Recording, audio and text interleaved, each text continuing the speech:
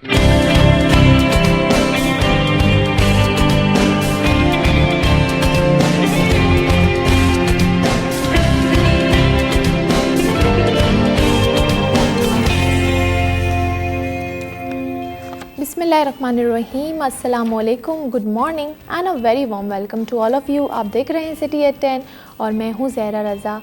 उम्मीद है आप सब लोग खैरियत से होंगे, ठीक ठाक होंगे और अपने दिन का, अपनी सुबह का एक अच्छा सा आगाज़ भी कर रहे होंगे। हम भी प्रोग्राम का आगाज़ करते हैं एक अच्छी पैगाम के साथ, एक अच्छी बात के साथ। तो आइए जानते हैं कि हमारे सेगमेंट एक दिन एक नेकी में मुफ्ती अहमद अली साहब हमें आज क्या पैगाम देने वाले हैं। नहमदुहु व नसल्ली अला रसूलिहिल करीम, अम्मा बाद। आज मुझे रसूल अकरम सल्लल्लाहु अलैहि व आलिहि वसल्लम ने जो आयतुल कुर्सी के फ़ज़ाइल बयान किए, मेरे जी में आया कि मैं उसे आप हज़रात के सामने बयान करूं। अल्लाह के नबी सल्लल्लाहु अलैहि व आलिहि वसल्लम ने इरशाद फरमाया, जिस घर के अंदर एक दफ़ा कोई शख्स आयतुल कुर्सी की तिलावत करता है तो अल्लाह के नबी सल्लल्लाहु अलैहि व आलिहि वसल्लम ने फरमाया, उस घर में 30 दिन तक सलासीन यौमन 30 दिन तक शयातीन दाखिल नहीं हो सकते। और अल्लाह के नबी सल्लल्लाहु अलैहि वसल्लम ने फरमाया, 40 दिन तक ना कोई जादूगर मर्द और ना कोई जादूगर औरत उस घर में दाखिल हो सकती है, ना जादू का असर हो सकता है। और क़ुरबान जाओ रसूल अकरम सल्लल्लाहु अलैहि व आलिहि वसल्लम के फ़रमान पर आपने अली रज़ियल्लाहु ताला अन्हु से फरमाया, या अली, ए अली, इस आयतुल कुर्सी का वजीफ़ा, ये आयतुल कुर्सी अपने बच्चों को भी सिखा, अपने घर वालों को भी सिखा। इसलिए मेरे भाइयों, आज का हर आदमी शिकायत करता है जिन्नात की, जादू की। तो इस रिवायत में अल्लाह के नबी सल्लल्लाहु अलैहि व आलिहि वसल्लम ने जादू का इलाज इरशाद फरमा दिया। अल्लाह मुझे भी, आपको भी इस पर अमल करने की तौफ़ीक़ अता फरमाए। आमीन आमीन। और चलते हैं अब अपनी टॉप स्टोरीज़ की जानिब। जानते हैं कि आज प्रोग्राम के पहले हिस्से में हम किन मौज़ूआत के हवाले से बात करने वाले हैं।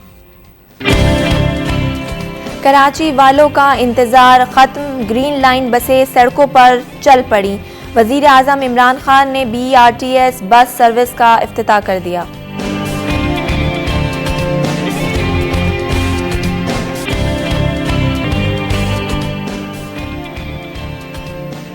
सिंध में गैस बहरान संगीन, नॉन एक्सपोर्ट जनरल इंडस्ट्रीज़ को आज से गैस की फराहमी बंद करने का फैसला, गैर मुय्यना मुद्दत के लिए सप्लाई मुअत्तल रहेगी।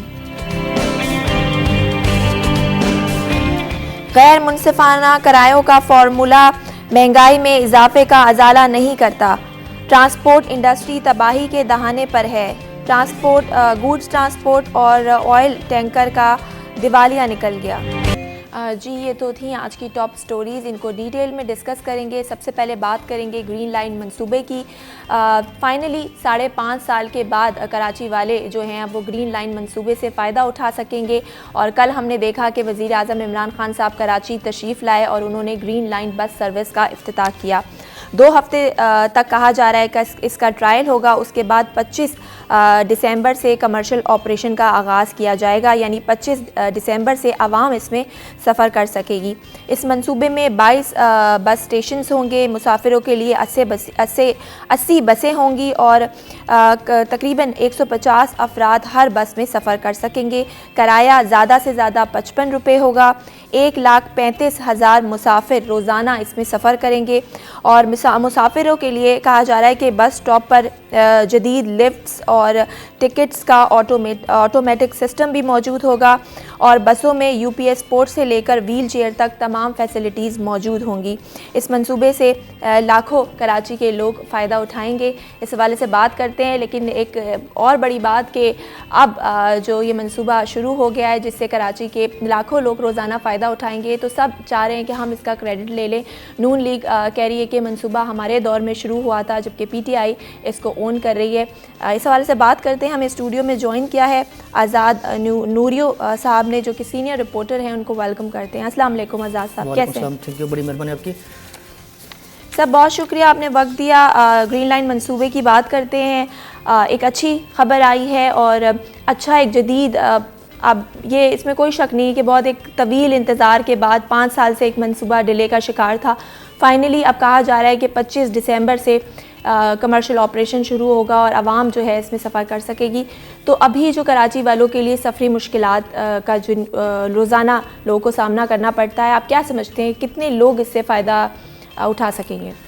जी बिल्कुल, कराची के शहरियों के लिए सबसे बड़ा जो चैलेंज था या सबसे बड़ी जो मुश्किल थी वो था कराची शहर में सफरी सहूलियात का। इस हवाले से पुराने दौर से जो बसें चल रही थी कराची शहर में, जिससे कराची के शहरी न सिर्फ परेशानी से सफ़र करते थे, उसमें ख़ास तौर पर ख़वातीन, तालिब इल्म, मासूम बच्चे भी इसी ज़िंदगी के तवील वक्त में से गुजरते थे। लेकिन ये मनसूबा देर आयद दुरुस्त आयद वफाकी सरकार यानी 2 हुकूमतों की आजमाइश के बाद में जो है मुकम्मल हुआ और शुरू होने को जा रहा है। इस हवाले से जो साबिक़ा हुकूमत थी मियां मोहम्मद नवाज शरीफ की, उस सरकार का ये ख्वाब था कि कराची के शहरियों को सफरी सहूलियत फ़राहम की जाए ताकि उनकी जो सफरी मुश्किलात है उसका ख़ात्मा हो सके।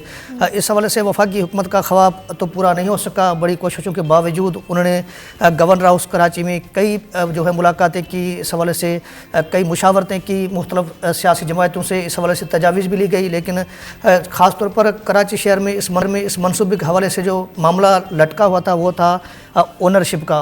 ओनरशिप के मामले पर वफाकी हुकूमत और संघ सरकार एक पेज पर नहीं आई तो ये मनसूबा इल्तवा का शिकार हो गया और इस मनसूबे में काफ़ी देर हो गई। इस मनसूबे के हवाले से तमाम कराची की जो स्टेक होल्डर जमातें हैं या सिंध गवर्नमेंट है वो भी कई सवाल उठा रहे थे कि भाई जो कराची का ये मनसूबा है कब मुकम्मल होगा। ग्रीन लाइन एक सवालिया निशान बन गया था। कराची के शहरी भी इस मनसूबे का बुनियादी जो इंफ्रास्ट्रक्चर या बुनियादी जो ढांचा है उनको देखते तो कहते थे ये ख्वाब है, ख्वाब पूरा होगा या नहीं होगा। लेकिन मौजूदा हुकूमत में एक नाउमीदी थी और ये उम्मीद जाग चुकी है। ये मनसूबा बाज़ाब्ता तौर पर शुरू हो चुका। अब इससे ये होगा कि ख़ास तौर पर इस मनसूबे के हवाले से कई अहम सवाल ये उठ रहे हैं कि ये फ़लानी हुकूमत ने मनसूबा शुरू किया था और मौजूदा हुकूमत ने जो है इसका क्रेडिट हासिल किया है। लेकिन हमारे पास ये कॉन्सेप्ट बन चुका है वाहिद सिंध सूबा। यहाँ पर जो है एक हुकूमत काम शुरू करती है तो दूसरी हुकूमत उस मनसूबे को मुकम्मल करने के बजाय वो मनसूबा इल्तवा का शिकार हो जाता है। ऐसे कई ऐसे मेगा मनसूबे हैं जो कराची समेत सूबे में माजी के मौजूद है लेकिन मनसूबे मुकम्मल नहीं हो पा रहे। यही सूरत हाल सिंध में इस वक्त इस मनसूबे के हवाले से भी रही है और ये मनसूबा भी इल्तवा का शिकार होने के बजाय मनसूबा मौजूदा हुकूमत ने सख्त तनकीद और शहरियों की मुश्किलात को मद्देनज़र रखते हुए पूरा किया है। लेकिन इस मनसूबे में ख़ास बात यह है कि इसका जो इंफ्रास्ट्रक्चर है या गाड़ियाँ चलाने का मामला है, गाड़ियाँ सड़क पर लाने का मामला है या इस पर अमल दरामद को यकीनी बनाना है, वो इस वक्त जो है बड़ा चैलेंज है। क्योंकि दीगर सूबों में जो महकमा जो ट्रांसपोर्ट है उसका मुकम्मल तौर पर पूरा निज़ाम जिस तरह पंजाब लाहौर में है कि पेशावर में है, दीगर सूबों के शहरों में है। लेकिन कराची में ख़ास तौर पर ट्रांसपोर्ट के हवाले से जो हुकूमती सतह पर जो महकमा जो ट्रांसपोर्ट है या ट्रांसपोर्ट का शोबा जाता है वो इतना जो है इफ़ेक्टिव नहीं है, जिसके बाद ये मनसूबा जो है इल्तवा का जो नाकारा हो सकता है। क्योंकि इस वक्त भी ये जो ढांचा बन चुका है, इंतजामी ढांचा, जिसमें सड़क हो या इनके बस स्टाफ्स हो, वहाँ पर आप देखें सफाई जो है ना होने के बराबर है। यहाँ पर स्टाफ जो मुकम्मल तौर पर यहाँ पर तैनात किया जाए ताकि इस निज़ाम को चला सकें और गाड़ियाँ चलाने के हवाले से इस पर अमल दरामद को यकीनी बना सकें। ये मामला चैलेंज बनता रहेगा सरकार के लिए, क्योंकि इस मामले में वफाकी हुकूमत ने मनसूबा शुरू करके सिंध हुकूमत के हवाले कर दिया। लेकिन इस वक्त जो ओनरशिप के मामले पर अगर सिंध हुकूमत ने इस मनसूबे को जो है अमल दरामद को यकीनी बनाने के हवाले से कुछ इक़दाम किए तो बेहतर है, वरना ये मनसूबा कराची के शहरियों के लिए एक दोबारा ख्वाब बन जाएगा और शहरी इस जो है मनसूबे से फ़ायदा हासिल नहीं कर सकेंगे। लेकिन इब्तदाई तो आप कह रहे हैं कि अभी जो इसका ट्रैक है वो कम्प्लीटली बहाल नहीं हो सका है, तो इसको सिंध हुकूमत के इन्वॉल्वमेंट इसमें ज़रूरी है उस ट्रैक की बहाली के लिए। इसमें मामला ये है क्योंकि लाहौर में ये मनसूबा इस तरह कामयाब हुआ था कि वहाँ पर वफाकी हुकूमत भी नवाज शरीफ की थी और पंजाब हुकूमत भी नवाज शरीफ की थी। दोनों हुकूमतों ने मिलकर इस मनसूबे को मुकम्मल किया। लेकिन यहाँ पर मामला ये है कि यहाँ पर सियासी पार्टियाँ जो है जिगर जमातें कुछ इत्तेहादी वफाकी हुकूमत की और वो सिंध हुकूमत की मुखालफत में, और सिंध हुकूमत चाह रही है कि इस मनसूबे के हवाले से जो उन्होंने तजावीज़ दी थी मुख्तलिफ अवकात में, मुख्तलिफ इजलासों में, उसमें जो मामला ये तय हुआ था कि वफाकी हुकूमत इस मनसूबे को मुकम्मल करने बनाने के लिए सिंध हुकूमत की तजावीज़ पर अमल दरामद करे ताकि ओनरशिप को हकीकी बनाकर इस मामले को सर, हल सिंध किया जाए। हुकूमत ने तो वैसे ही कोई काम नहीं किया और जो इनकी अपने मंसूबे हैं, red line, orange line, yellow line, वो ही अभी तक उसका 2017 में जो है उसको स्टार्ट किया गया, लेकिन अभी तक उसका कुछ कोई, मुझे नहीं लगता कोई ट्रैक भी एक बन सका है सिवाय एक ऑरेंज लाइन का। तो वो तो पहले ही 13 सालों में कोई काम नहीं कर सके। और ये मंसूबा भी 2016 में नवाज़ शरीफ नून लीग की हुकूमत ने जो है वो उसको शुरू किया था। और सिंध हुकूमत की इन्वॉल्वमेंट ये थी कि बसें उन्होंने ख़रीदनी थी, प्रोक्योरमेंट का जो काम था वो सिंध हुकूमत का, लेकिन वो जब भी वो नहीं ख़रीद सके उसके बाद वफाक ने इसको टेक ओवर किया। तो 3 साल पहले ये इतना डिले का शिकार है। तो अब क्या समझते हैं आप, क्रेडिट किसको देना चाहिए इसका? जी बिल्कुल, ये मनसूबा ख्वाब तो नवाज़ शरीफ सरकार का था, उसने शुरू किया, लेकिन इस वक्त इमरान खान सरकार ने इसको शुरू किया है। तो माजी की हुकूमत का भी अच्छा काम था और इस हुकूमत ने इस मनसूबे को मुकम्मल करके स्टार्ट किया है, वो भी एक बेहतर कदम है। लेकिन मामला ये है इस मनसूबा शुरू होने के बाद में इस पर अमल दरामद का, जब अमल दरामद को यकीन नहीं बनाया जाएगा तो ये मनसूबा कराची के शहरियों के लिए ख्वाब बन जाएगा, मनसूबा ना होने के बराबर हो जाएगा। इस हवाले से अगर मौजूदा वफाकी हुकूमत और सिंध हुकूमत एक पेज पर आएंगी तो ये मनसूबा कामयाब हो सकता है, वरना ये मनसूबा आगे चलकर कराची के शहरी या सियासी जमायतें एक दूसरे के खिलाफ तनकीद का तीर चलाएंगी। तनकीद के तीर चलने से कराची के शहरियों को मज़ीद मुश्किलात होगी, क्योंकि कराची में सबसे बड़ा मसला जो है लोगों का बुनियादी मसाला है, जिसमें पानी की फराहमी हो, सड़कों की बहाली हो, इसके अलावा ट्रांसपोर्ट गाड़ियाँ हो। इस हवाले से अगर ट्रांसपोर्ट का मसला हल नहीं होगा तो कराची के शहरी एक जगह से दूसरी जगह उनको जाना बड़ा मुश्किल है, क्योंकि यहाँ पर काफ़ी आबादी जो मेहनत कश है, जहाँ पर गुंजाना आबादियों में रहती है, वो जब सुबह किसी फैक्ट्री में काम के सिलसिले में जाते हैं तो उनको ये परेशानी होती है। ये परेशानी आम शहरी का मामला है, हर किसी का मामला नहीं है। इसलिए वफाकी हुकूमत और सिंध हुकूमत को एक पेज पर आना होगा, क्योंकि कल जब मनसूबे का हुकूमत तो कल से हम देख रहे हैं कि तनकीद ही कर रही है, और एक अच्छा मनसूबे का अगर आगाज़ हो रहा है तो उनको भी अप्रिशिएट करना चाहिए। कल उन्होंने रैली निकाल ली महंगाई के ख़िलाफ़, और जब भी कोई हुकूमत कोई किसी मंसूबे की बुनियाद रखती है तो आगे वाली हुकूमत आके अगर उसको पाए तकमील तक पहुंचाती है तो वो एक अच्छा इक़दाम है। आप नहीं समझते इसको?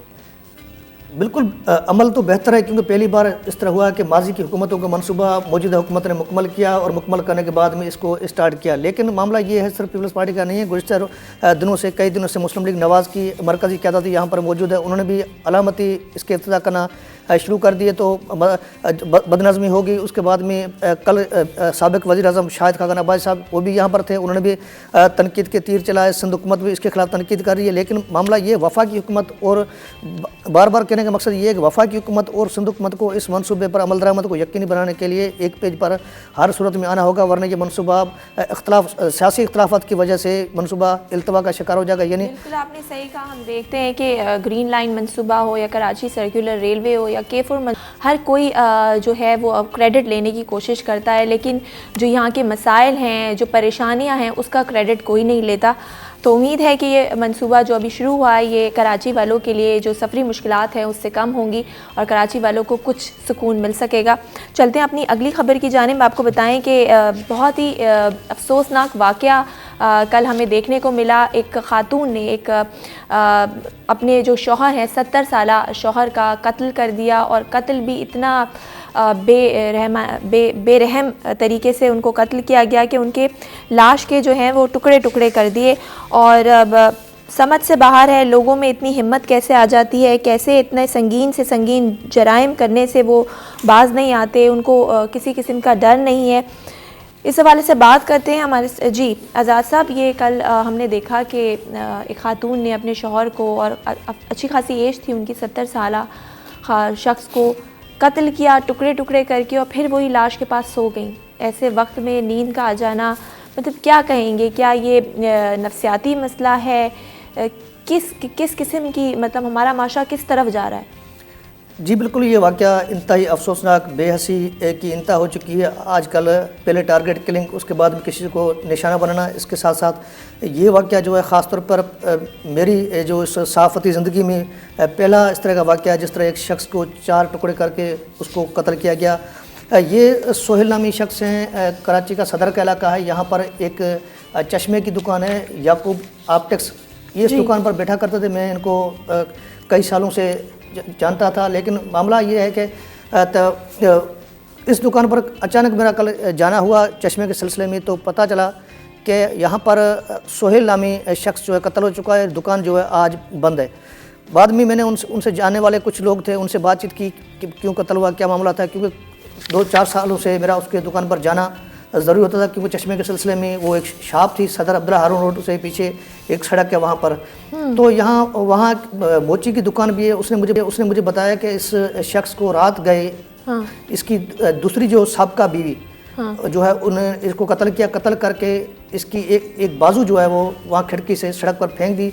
जैसे बाजू लोगों ने देखी तो फौरी तौर पर पुलिस वहाँ पर पहुँची, रेंजर्स पहुँची, तो पता लगा कि किसकी लाश है, कहाँ कत्ल हुआ है, किस तरह कत्ल हुआ। तो उस बिल्डिंग को चेक किया गया, ऊपर जाकर देखा गया तो एक घर के अंदर यानी फ्लैट के अंदर एक खातून जो है वो बेहोशी के हाल में नींद में थी और लाश के 3 टुकड़े जो है मुख्तलिफ हिस्सों में रखे हुए थे।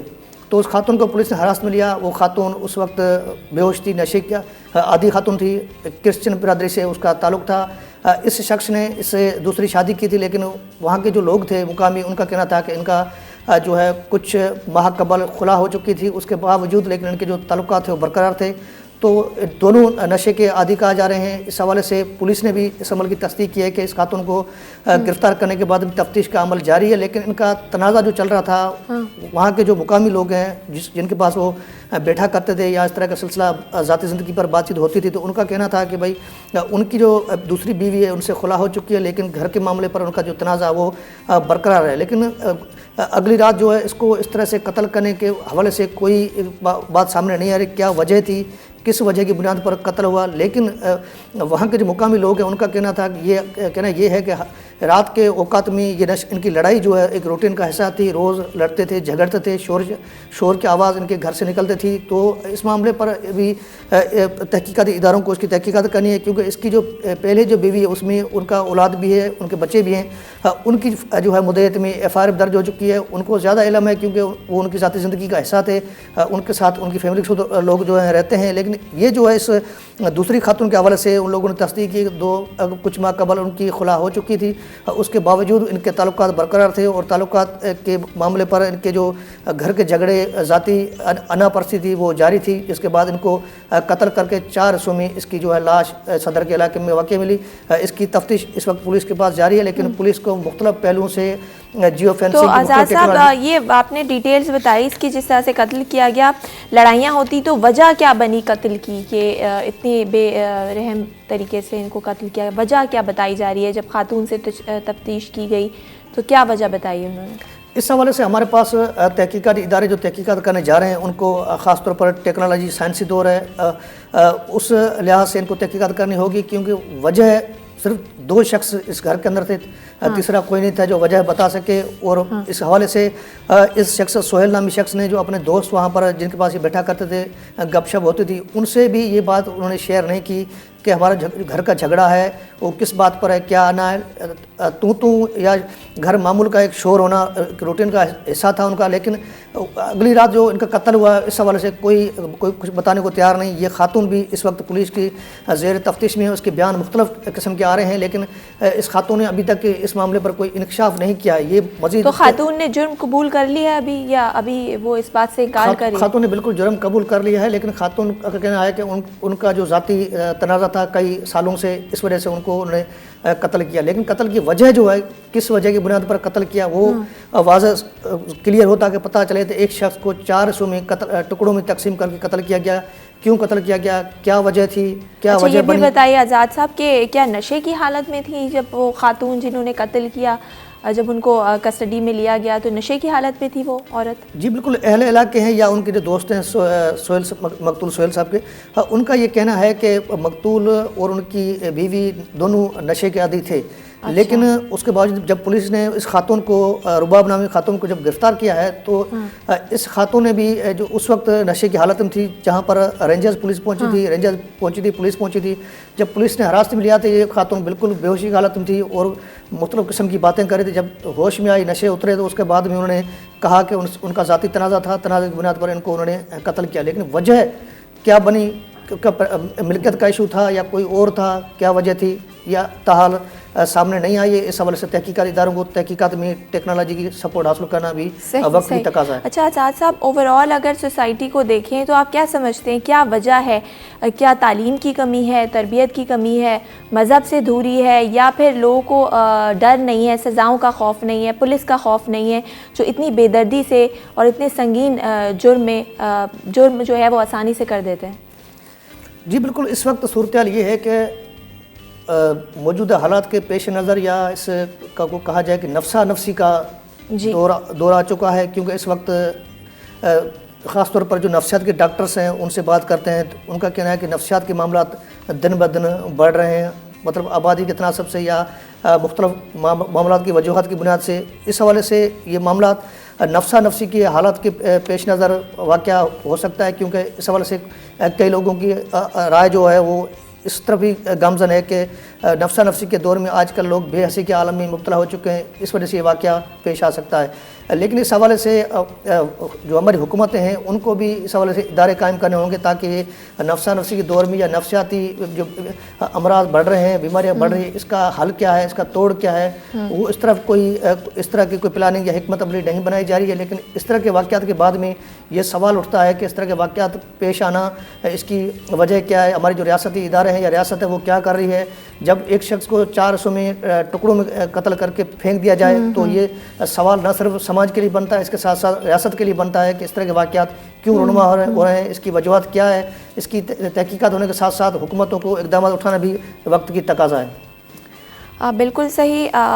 इस इशू को सीरियसली हाईलाइट करने की ज़रूरत है कि ऐसे वाक़यात क्यों बढ़ रहे हैं। और पाकिस्तान में हमने पहले भी देखा, नूर मुकद्दम का वाक़या हुआ, उसके बाद लाहौर में एक ऐसा वाक़या हुआ कि संदूक से एक टुकड़े हुई हुई लाश हमें मिली। फिर कराची में इस तरह के वाक़यात का होना बहुत तशवीशकुन है। हमारे साथ मौजूद हैं उमैरा अफ़ान जो कि साइकियाट्रिस्ट हैं, उनसे बातचीत का सिलसिला शुरू करते हैं, उनसे पूछते हैं। जी अस्सलाम वालेकुम हुमैरा। अस्सलाम वालेकुम हुमैरा, बहुत शुक्रिया आपने वक्त दिया। कल हमने देखा कराची में एक बीवी ने अपने 70 साला शौहर को कत्ल कर दिया। ना सिर्फ कत्ल किया बल्कि उसके बाद उसके कई टुकड़े कर दिए और टुकड़े कर कर वो लाश के पास ही सो गई। तो ये बड़ी एक मतलब किस तरह का ये जुर्म है, सोचकर इंसान पे लर्जा तारी हो जाए। ये क्या नफ्सियाती मसला है, क्या कहेंगी आप हुमैरा इसको? ऑनेस्टली स्पीकिंग एक बिल्कुल लर्जा देने वाली बात तो है और इंसान अपने नॉर्मल होश और हवास में ऐसी हरकत करने का सोच भी नहीं सकता। टिल द टाइम आपकी ज़हनी कैफियत इतनी बिगड़ ना चुकी हो या इतना आप डिस्कनेक्टेड या डिलूजनल ना हो चुके हो, रियलिटी से आप हट जा चुके हो कि आपको वो इंसान ना लगे और कोई और ऑब्जेक्ट लगे। ये काम करने के लिए भी ऑनेस्टली स्पीकिंग काफ़ी एक हिम्मत की ज़रूरत होती है। किसी को हल्का सा चोट पहुंचाते वक्त ही हमें किसी को नफ्सियाती चोट पहुंचाएं या इमोशनल चोट पहुंचाएं, हमें कितना शर्मिंदगी और गिल्ट होता है। ये तो इतना बड़ा साना है, इतना बड़ा वाकया हुआ है कि आप खुद सोच सकती हैं कि इसमें शर्मिंदगी का कोई आई थिंक लिहाज दूर दूर तक नहीं है। बिल्कुल। तो इस बात के ऊपर तो कम से कम हम एक चीज कर सकते हैं कि इंटरव्यू के अंदर भी लेडी ने जिस तरीके से बयानात दे रही थी, कभी बोल रही थी मैंने नहीं किया, मैंने किया है, तो जी। थोड़ा बहुत ये रियलिटी से हट के डिलूजन की तरफ ही जा रहा है, हेलुसिनेशन की तरफ जा रहा है कि पॉसिबल इनने उसको एज अ हस्बैंड देखा ही ना हो, एज व्हाट ऑब्जेक्ट देखा हो। ये हम अभी नहीं पता कर सकते जब तक इनसे नॉर्मल बात ना हो। बट यूजुअली एक ऐसी कैफियत आ रही होती है कि जिसमें आप खुद से भी डिस्कनेक्ट हो जाते हैं, खुद को भी एक इंसान नहीं समझते, रिलेशनशिप भूल जाते हैं, अपनी अहमियत भूल जाते हैं, अगले की अहमियत भूल जाते हैं। तो एक बिल्कुल ही डिसएसोसिएटिव सा डिसऑर्डर समझे आप, टेम्परेरीली या तो तारी हो जाता है या फिर आपकी खुद डिसएसोसिएशन हो जाती है। लेकिन under normal circumstances this can not be done कि ये बहुत ही प्लानिंग करके करें कि मैं यूं ऐसे मर्डर करूंगी, यहाँ से यूं टुकड़े टुकड़े करूंगी, तो यूं बैठूंगी। तो basically it's all under, and ये जो साथ भी बैठी हुई थी उनके बॉडी के, ये काफी इन शॉक थी, इन ऑ थी, इन कंफ्यूजन थी कि ये हुआ क्या है। तो एक नमनेस भी आ जाती है, एक फ्रोजन स्टेट हो जाता है आफ्टर सच एन इंसिडेंट। सही। तो मेरा ये भी मुझे बताइए कि स्टार्ट कहाँ से होता है? अगर ये एक नफ्सियाती मसला भी है तो पहले अटेम्प्ट में ही इतना सब कुछ कर देना, या इसकी शुरुआत कहीं पीछे से हुई होगी, पहले कम मतलब छोटी चोट पहुँचाना या कुछ ऐसा काम करना, उसके बाद ये एग्रेशन इतना बढ़ जाता है? बिल्कुल। आई थिंक अग्रेशन थोड़ा थोड़ा बिल्डअप हो रहा होता है इन द फॉर्म ऑफ गुस्सा, in the form of indirectly किसी को बात करके बोल देना कि मेरा दिल चाहता है कि तुम्हारा गला दबा दूं, या मेरे दिल चाहते हैं तो मैं जान से मार दूं। ये अल्टीरियर मैसेजेस जो है ना, यूजुअली इंसान एक दूसरे को दे रहा होता है, लेकिन कभी इसके ऊपर इतना गौर नहीं करते कि जैसे कोई सचमुच में ही कर देगा। तो पेंट अप अग्रेशन होती है जो कभी बहुत ही पैसिव होती है, जो दिखती नहीं है और एकदम से एंड में इतना अग्रेसिवली इस एक्शन में निकलती है। कभी तो ये लिटरली पैसिव अग्रेसिव किस्म की भी अग्रेशन होती है कि आप बोल भी देते हो, आप इग्नोर भी कर देते हो, but then again this is all pent up. ये सब बढ़ रहा होता है अंदर ही अंदर, कुक हो रहा होता है एक इंसान के अंदर ये मोटिव या ये aim, and then all of a sudden इतना ड्रास्टिक चेंज ले लेता है। शायद जो कुकिंग हो रही हो इसकी वो फिर वो एकदम से फिर वो बाहर निकलती है। ठीक है हुमैरा, मुझे ये भी बता दें कि आजकल हम देख रहे हैं इर्द गिर्द लोग खुदकुशियाँ कर रहे हैं, बहुत साइकोलॉजिकल डिसऑर्डर में मुब्तला हैं, तो वजूहात क्या हैं, क्यों हम इतने नफ्सियाती मसाइल में मुब्तला हो रहे हैं आजकल? देखिए आप ऑनेस्टली स्पीकिंग अगर आप आसपास अपने देखें, इतना आई थिंक दुनिया में डिस्पैरिटी आ गई है, रिच एंड पुअर की, हैप्पी एंड सैड की, एंड सोशल मीडिया कुछ दिखाता है। जब बच्चे टीनेजर्स और एडोलेसेंट्स, आजकल सोशल मीडिया डिप्रेशन बहुत ज़्यादा कॉमन हो गई है, बहुत ज़्यादा इन है। ये चीज़ें देख के अपने से खुद से इतनी यूजलेसनेस और होपलेसनेस फीलिंग जो आती हैं, और ये भी कभी कभार सही बोलूं बचपन से बढ़ रहा होता है या छोटी उम्र से अराउंड द एज ऑफ 10-12 कभी कभार लोग सेल्फ हार्म स्टार्ट करते हैं, कभी वो करते बढ़ते फिर सुसाइड। इतनी होपलेसनेस बढ़ जाती है, हेल्पलेसनेस इतनी बढ़ जाती है कि इवेंचुअली जब समझ नहीं आता कि आगे कोई और रास्ता है नहीं, इंसान को आसान यही लगता है इस होपलेसनेस को खत्म करने का या नाउमीदी को खत्म करने का, कि वो अपने आप को ही खत्म कर दे जब आगे जब कोई हल ना नजर आ रहा हो। तो बेसिकली ये जो सुसाइड रेट्स भी बढ़े हुए हैं, आई वुड से कि सब एक दूसरे से बात करें, शेयर करें। कोई अगर कह भी रहा है कि मैं नाउमीद हूँ या मेरा जिंदा रहने का दिल नहीं चाहता, मैं सोच रहा हूँ कि आपको खत्म करूँ तभी सारी मुसीबतें खत्म होंगी, ये सारे वो रेड फ्लैग्स है, ये सारे वो वार्निंग साइंस हैं जिन्हें दोस्तों को, घर वालों को हल्का नहीं लेना चाहिए। सही, ये सारी वो चीज़ें ऐसे मतलब हमारे इसको फ़ौरन से एड्रेस करना चाहिए। बिल्कुल सही, बहुत शुक्रिया हुमैरा आफान हमारे साथ मौजूद थी। जैसे कि उन्होंने कहा कि अगर आप अपने इर्द गिर्द कोई भी ऐसा शख्स देखें जो नाउमीद नज़र आता है, जो हेल्पलेस नज़र आता है, या वो कुछ इस तरह के जुमले बोले कि मैं बहुत ज़िंदगी से तंग आ गया हूँ या मैं अपनी जान लेना चाहता हूँ, या कुछ इस तरह का एग्रेसिव लोग नज़र आएँ जो कि आपको धमकी देते हैं बाद में कि मैं तुम्हारी जान ले लूँगा, मैं ये कर दूँगा, तो उस एग्रेशन को भी एड्रेस करने की बहुत ज़रूरी है, क्योंकि आगे चलकर ये एक बड़ा नफ्सियाती मसला बन जाता है। फिर इसी तरह के वाक़यात जो हैं वो हमें देखने को मिलते हैं। मज़ीद बात करेंगे, लेकिन फ़िलहाल वक्त हुआ एक ब्रेक का, कहीं मत जाइए, देखते रहिए सिटी एट 10।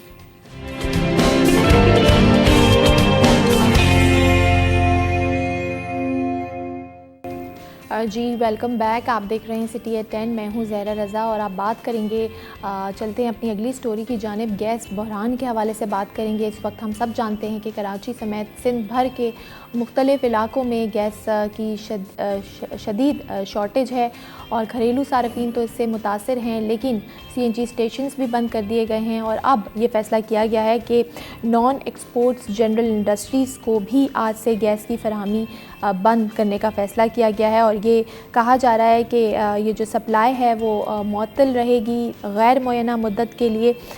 तो सवाल ये है कि अब जो इंडस्ट्रीज़ से वाबस्ता लोग हैं उनमें गैर यकीनी सूरत हाल पैदा हो जाएगी। इंडस्ट्रीज़ काम किस तरह से करेंगी, क्या मुश्किलात का सामना करना पड़ेगा, और ये कि हम गैस की शॉर्टेज को पूरा करने के लिए कोई अल्टरनेट क्यों नहीं ढूंढते, हमेशा एक तरफ से गैस बंद करके दूसरे को दे देना, क्या यही इसका एक वाहिद सलूशन रह गया? इस सवाल से बात करते हैं।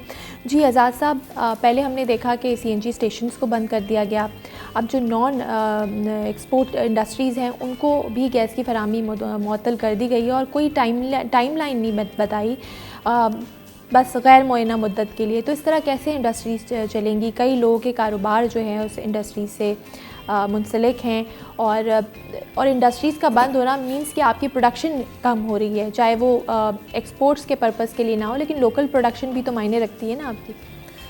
जी बिल्कुल, ये हमारी बदकिस्मती है क्योंकि सिंध सूबा वाहिद सूबा है जहाँ से 70% गैस की पैदावार होती है, लेकिन इस वक्त पहले मौजूदा हुकूमत जानिब से लोगों के घरों के चूल्हे बुझा देना, उसके बाद में जो है CNG स्टेशंस को बंद कर देना, उसके बाद में जो ख़ास तौर पर इंडस्ट्रीज़ है उनको गैस की फराहमी गैर मुअय्यना मुद्दत तक बंद कर देना, ये इंतहाई एक अफसोसनाक हमारे लम्हा फ़ख्र है, क्योंकि फ़ख्रिया है, क्योंकि इस वक्त महंगाई का दौर है। इस दौर में जहाँ पर आवाम परेशान है वहाँ पर मैशत को काफ़ी हद तक नुकसान पहुँचने हो जा रहा है। लेकिन इसके साथ साथ इस हवाले से वफाक की सरकार जब कोई फैसले करती है या ओगरा या नेपरा मुख्तलिफ कंपनीज कुदरती वसाइल के हवाले से, उस हवाले से उस सूबे को एतमाद में नहीं लिया जाता है। ख़ास तौर पर हमें देखा जाए तो यहाँ पर जो फैसले होते हैं उन फैसलों के असरात जो हैं वो मुनफी सामने आते हैं। जिस तरह ओगरा जैसा इतना बड़ा वफाकी इदारा है या नेपरा जैसा वफाकी इतना बड़ा इदारा है, उन इदारों में जिस सूबे के साथ या जिस सूबे के दारुल खिलाफा जिसको मैशत का हब कहा जाता कराची को, इन दोनों कंपनीज़ में या इन दोनों अथॉरिटीज़ में सिंध हुकूमत का कोई नुमाइंदा शामिल नहीं है। इस हवाले से जब वफाकी सरकार कोई फैसले करती है तो उनको चाहिए कि सूबाई हुकूमत को भी एतमाद में ले, और सूबाई हुकूमत ख़ास तौर पर जो सनतकार हैं या मुख्तलिफ इंडस्ट्रीज़ मुख्तलिफ शबाजात में काम करने वाले जो शख्सियात हैं उनको एतमाद में ले ताकि ये मसाइल जो सामने आ रहे हैं ये डायरेक्ट जो आवाम से रिलेटिव हैं। अगर ये मसला आवाम से रिलेटिव मसाइल बढ़ते हुए जाएंगे तो जो हमारे जो सूबे की मैशियत है उसकी सूरत हाल इंतहाई बिगड़ती हुई जाएगी, जिसके असरात सूबाई हुकूमत क्या कर रही है फिर? सूबाई 18वीं तरमीम के बाद तो खुद मुख्तार है ना, वो फैसले ले सकती है। अगर उनको लग रहा है कोई वफाक फैसला गलत कर रही है तो बातचीत करें, उनसे डायलॉग करें। हर चीज़ वफाक पे डाल देना कि यही सोल्यूशन है? मैंने कहा इस हवाले से वफाकी हुकूमत के दो बड़े इदारे हैं, खासतौर पर कुदरती वसाइल के हवाले से नेपरा और ओगरा। इन दोनों इदारों में सिंध हुकूमत की कोई नुमाइंदगी नहीं है जहाँ पर सिंध हुकूमत का नुमाइंदा अपना मौक़िफ़ वहाँ पर रखे, मौक़िफ़ बयान कर सके। तो उसके अलावा ये कुदरती गैस एक सूबे का मामला नहीं है या कराची का मामला नहीं है। इस मामले में अगर वफाकी हुकूमत ने जब फैसला किया है तो इस पर सिंध हुकूमत के एतराज़ात हैं कि हमारी मैशत तबाह हो जाएगी, इंडस्ट्रीज़ जो शोबा है तबाह बर्बाद हो जाएगा। तो इस हवाले से सिंध हुकूमत ने जो है अदालत में जाने का ऐलान किया है। लेकिन इससे बड़ा हमारा फोरम जो आइनी फोरम वो है मुश्तरका मुफादात काउंसिल, उसका सरबराह है इमरान खान साहब। इस तरह इस काउंसिल का इजलास बुलाया जा रहा है। अगर इजलास बुलाया जाता तो इसको पूरे एजेंडे को निपटाया नहीं जा रहा है। इस हवाले से सिंध हुकूमत को चाहिए कि वो अप्रोच करे इमरान खान साहब तक, ताकि मुश्तरका मुफादात काउंसिल का इजलास बुलाया जाए और उस इजलास में बात रखी जाए ताकि अब जो बड़ा मामला, पहले चूल्हे बुझ चुके, फिर CNG स्टेशन बंद हो चुकी, उसके बाद में इंडस्ट्रीज़ बंद होने लगी है। अगर इंडस्ट्रीज़ गैस फ्राइमिंग बोतल हो जाएगी तो उसके बाद में वो फैक्ट्रीज चलेगी, ख़ासतौर पर डीजल पेट्रोल इन पर। अगर इन पर चलना शुरू कर दिया तो महंगाई उरूज पर पहुंच जाएगी, और ख़ास तौर पर अगर गैस की फ्राहमी बंद कर देते हैं तो इस वक्त नुकसान ये होगा कि जो हमारे जो आम शहरी हैं उनको भुगतना पड़ेगा। मसनूई जो अशिया का बहरान है वो बढ़ जाएगा, जिसकी वजह से लोग परेशानी के आलम में मुब्तला हो जाएंगी। और वफाकी हुकूमत को चाहिए कि इस मामले पर ना सिर्फ ट्विटर ब्रिगेड चलाकर उस पर ये वजाहत करे, इस मामले से जो हमारे सनतकार हैं तो आप क्या समझते हैं कि लॉन्ग टर्म ऐसी क्या स्ट्रैटेजी बनाए वज़ारत तवानाई की? अगर बात की जाए तो कौन सी ऐसी लॉन्ग टर्म स्ट्रैटेजी उनको बनानी चाहिए ताकि वो, क्योंकि आज का मसला तो नहीं है, हुकूमतें तब्दील होती रहती हैं और ये गैस का बहरान हर साल ही हमें देखने को मिलता है सर्दियों में। जी बिल्कुल, इस हवाले से बाकायदगी से आइनी इदारे हमारे पास मौजूद हैं। जब आइनी इदारे मौजूद हैं, उन इदारों की ज़िम्मेदारी बनती है कि इस मामले पर मुस्तकिल बुनियादों पर जो इनकी जो पॉलिसी है वो तो ऑलरेडी बनी हुई है, लेकिन उस पॉलिसी पर अमल दरामद नहीं किया जा रहा है। अगर चीज़ें महंगी की जाती हैं तो इस हवाले से कम कोई प्लानिंग होनी चाहिए ना। हमारे पास कोई इस तरह की प्लानिंग ही नहीं है ताकि उस प्लानिंग के तहत काम किया जाए, उस प्लानिंग को फॉलो किया जाए, उस प्लानिंग के तहत अमल दरामद किया जाए, अमल दरामद को यकीनी बनाया जाए। लेकिन ये जो दोनों इदारे हैं, खासतौर पर बिजली के हवाले से, गैस के हवाले से, उगरा और तो क्या प्लानिंग होनी चाहिए कि आप गैस की अगर शॉर्टेज है तो इंपोर्ट अगर कर रहे हैं उसके टेंडर टाइम पे लेने चाहिए, या गैस की सप्लाई उस तरह से नहीं है तो पाइपलाइंस बिछानी चाहिए? क्या प्लानिंग होनी चाहिए, मैं वो पूछ रही हूँ। इससे बड़ी क्या नाइंसाफ़ी होगी? बाकायदगी से आइन में मौजूद है, जहाँ से कुदरती वसाइल निकलते हैं सबसे पहले उसका हक है, उसको अपने हकूक़ पूरे दिए जाएँ। गैस निकलता 70% सिंध से, अगर सिंध को गैस की फराहमी आप बंद कर दो तो ये आइन की खिलाफ वर्जी की जा रही है, आइन को बाकायदा उसकी बखिए अडेड़े जा रहे हैं। और जब आइन की वफाकी हुकूमत खुद खिलाफ वर्जी करे जिस आइन के तहत उनको मुल्क चलाना है, लेकिन मुल्क चलाने के बजाय उस आइन की खिलाफ वर्जी करके और जो आवाम से रिलेटिव मामलात हैं जिस तरह गैस की फराहमी है। सर, आइन की खिलाफ वर्जी मतलब क्या खिलाफ वर्जी करी है वफाक? ये आइन की खिलाफ वर्जी इस तरह है कि जब आइन में वाज़ह तौर पर मुख्तलिफ शिकों के तहत लिखा हुआ है कि गैस जहाँ से कुदरती वसाइल, मिसाल के तौर पर बिजली की पैदावार यहाँ थर से होती है, थर कोल से, तो सबसे पहले बिजली देनी है थर कोल के मुकामी जो बाशिंदे उनको फराहमी करनी है, उसके बाद में मुल्क के दूसरे हिस्सों में जहाँ पर ज़रूरत हो वहाँ पर फराहमी करनी है। लेकिन जहाँ से कोयला निकलता है, बिजली पैदा होती है, वहाँ पर वहाँ के लोगों के घरों में जो आज भी पुराने दौर की बत्तियाँ जलती है, लेकिन वहाँ पर बिजली नहीं है। इस तरह गैस 70% सिंध से निकलता है, लेकिन वफाकी हुकूमत ने फैसला किया है जो वजारत तवानाई ने कि सिंध में पहले आम सार्फिन को गैस की फराहमी मुअत्तल थी, उसके बाद में CNG बंद कर दी गई, उसके बाद में इंडस्ट्रीज बंद कर दी जाएगी। लेकिन तो सर ये जो गैस का मसला है ये तो अभी ओवरऑल पाकिस्तान में हुआ हुआ है, आप दूसरे सूबों में देख लें तो वहाँ पे भी यही मामलात हैं,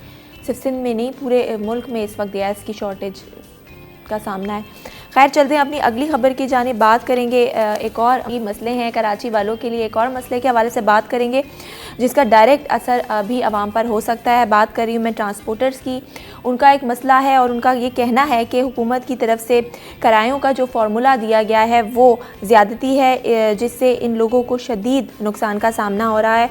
Pakistan oil tankers owners association ने वज़ीर आज़म इमरान साहब को ख़त भी लिख दिया है। Senior vice chairman all Pakistan oil tankers owner association Shams Shahmani कहते हैं कि महंगाई के पेश नज़र मौजूदा किरायों का तरीक़ेकार परेशानी का बायस बन रहा है। हुकूमत जो है वो नाइंसाफ़ी कर रही है और ये भी उनका कहना है कि ट्रांसपोर्ट इंडस्ट्री इस वक्त तबाही के दहाने पर है। महंगाई के पेश नज़र हुकूमत को फ़ौरी तौर पर कुछ ऐसे इक़दाम करने चाहिए जिससे इंडस्ट्री का पहिया चलता रहे। तो इस हवाले से बात करते हैं, हमें ज्वाइन किया है राना असलम साहब ने जो कि सदर हैं गुड्स ट्रांसपोर्ट एसोसिएशन के। अस्सलाम वालेकुम राना साहब। वालेकुम जी। सर बहुत शुक्रिया आपने वक्त दिया। इस वक्त जो ट्रांसपोर्टर्स का मसला है मैं चाहूँगी आप उसको हाईलाइट करें। वज़ीर आज़म इमरान खान साहब को ख़त भी लिख दिया गया है और कहा जा रहा है ये जो ट्रांसपोर्ट इंडस्ट्री है वो तबाही के दहाने पर है। क्या मामलात हैं सर, ये मुझे पहले बताइए। बिस्मिल्लाहिर्रहमानिर्रहीम। शुक्रिया 21 का कि हमेशा ट्रांसपोर्ट के मामलात को उजागर करते रहते हैं जी। तो मोहतरमा मसला ये है कि खत तो लिख दिया गया, खत तो पहले भी कई लिखे हैं। तो मैं पहले आपको ये समझा दूं कि हमारा जो गुड ट्रांसपोर्ट का सिस्टम है इसमें डिमांड सप्लाई पे है, हर रोज रेट निकलता है। जो ऑयल टैंकर है वो उनका रेट होता है, जैसे तेल की कीमतें बढ़ी हैं तो रेट भी बढ़ जाता है जी। तो हमारा जो गुड ट्रांसपोर्ट का मामला है ये हर रोज रेट नया होता है। डिमांड अगर ज्यादा है तो रेट बढ़ जाते हैं, अगर डिमांड नहीं है तो रेट वो कोई माल नहीं है। गाड़ियां हमारी 25-30% ऐसे खड़ी हैं। कारोबार का हालात तो ऐसे हैं कि पिछले 3 साल से आप देखें कि हमारे सेक्टर में कोई नई गाड़ी नहीं खरीदी गई। हर ट्रांसपोर्ट हर साल में 2-3 गाड़ियां खरीदता था। तो हमने वज़ीर आज़म से ये रिक्वेस्ट की है, अपील की है कि कम से कम हमें जो टायरों की मतलब जो ड्यूटी है उससे को कमी की जाए। टोल प्लाजा है, स्पेयर पार्ट है, कहीं ना कहीं तो हमें राहत दी जाए ना, ताकि हमारा सिस्टम चलता रहे। इस वक्त ये सूरत हाल है कि हमारा सिस्टम बिल्कुल रुका हुआ है कि अखराजात ज्यादा है और आमदन कम है। तो सर तो आपका क्या मुतालबा है, क्या किराए को बढ़ा देना चाहिए, क्या आपका मुतालबा क्या है वो भी मुझे बताइए। नहीं मतलब हमारे किराए की मैंने आपसे पहले बात की कि कराची पोर्ट है, हब है ट्रांसपोर्ट का। 70-80% गाड़ी जो है वो कराची से निकलती है। यहाँ 2 बड़े पोर्ट है, पोर्ट कासम और कराची पोर्ट। तो यहाँ से डिमांड सप्लाई अगर 2-3 जहाज खाद के, चीनी के, कोयले के लग जाते हैं तो मार्केट बढ़ जाती है। डिमांड सप्लाई है सारी। अगर डिमांड ज्यादा है तो रेट बढ़ जाता है, वरना वो सूरत हाल है कि भी गाड़ी के अपने अखराजात भी पूरे नहीं हो रहे। तो हमारी हुकूमत से डिमांड यही थी कि कुछ जो हमें रिलीफ दे सकते हैं। मैंने पहले भी कहा था कि इस टाइम टायर जो हमारा 60,000 का था 1,20,000 का हो गया है। महंगा हो गया। और ऐसे ही स्पेयर पार्ट है, यदि गाड़ी का इंजन रिपेयर करना पड़ता है तो उसके पहले 1,20,000-30,000 रुपया लगता था, अब 3-3.5 लाख रुपया लग जाता है।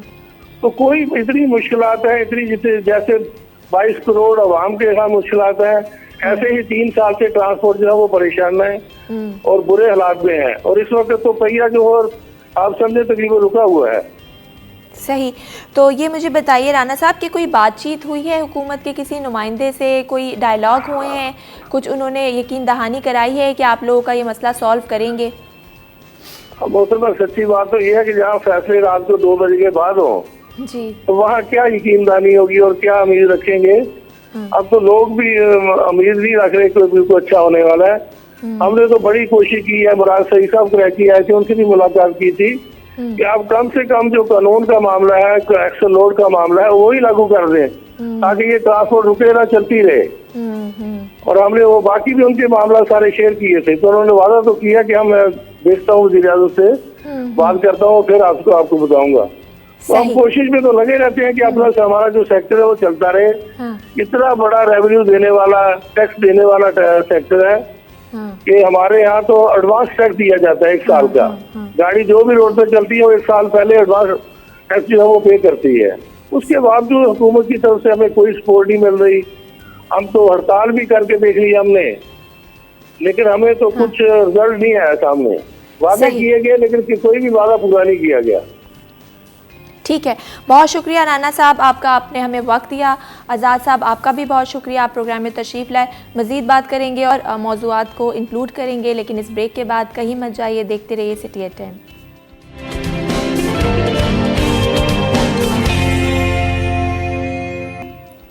वेलकम बैक, आप देख रहे हैं सिटी एट 10। मैं हूं ज़हरा रज़ा और अब बात करेंगे कराची के हवाले से, कराची के मसाइल के हवाले से। कराची जो दुनिया का 7वां बड़ा शहर है, पाकिस्तान का सबसे बड़ा शहर है। पाकिस्तान को सबसे पूरे पाकिस्तान का जो कारोबार है वो इसके टैक्स से चलता है। यहाँ कई लोगों के रोज़गार इससे वाबस्ता हैं, लेकिन अफसोस के बाद ये रोशनियों का शहर बदअमनी के अंधेरों में डूबा हुआ है। यहाँ इतनी करप्शन है, कराची के टैक्स से पूरी मुल्क की सड़कें बनती हैं, बड़े बड़े प्रोजेक्ट्स बनते हैं, लेकिन कराची की अपनी सड़कें खस्ता हाल और टूट फूट कर जिस तरह जिन मुश्किलात का सामना कराची वालों को है वो सबको नज़र आ रहा है। कराची वालों को ओन कोई नहीं करता। हाँ, जब प्रोजेक्ट्स बन जाते हैं तो हर कोई उसका क्रेडिट लेने आ जाता है। इस हवाले से बात करते हैं। हमें ज्वाइन किया है सीनियर जर्नलिस्ट ने, सीनियर एनालिस्ट हैं मुबशर मीर साहब। अस्सलाम वालेकुम मुबशर साहब। जी वालेकुम अस्सलाम जनाब, आप खैरियत से हैं? ठीक है जी, कैसे हैं सर आप? मैं बिल्कुल ठीक ठाक जी, अल्लाह का शुक्र है। सर, कराची के मसाइल के हवाले से बात करें तो एक मसला नहीं है। यहाँ कराची वाले जो हैं बुनियादी सहूलतों से महरूम हैं। पीने का साफ़ पानी इनको मुयस्सर नहीं है। सड़कों की बात की जाए तो सड़कें किस तरह टूटी फूटी सड़कें हैं, और इन्हीं सड़कों पर जब पानी आ जाता है तो वो बारिश हो जाती है तो वो पानी निकलने का नाम नहीं लेता। सीवरेज का सिस्टम यहाँ ख़राब है।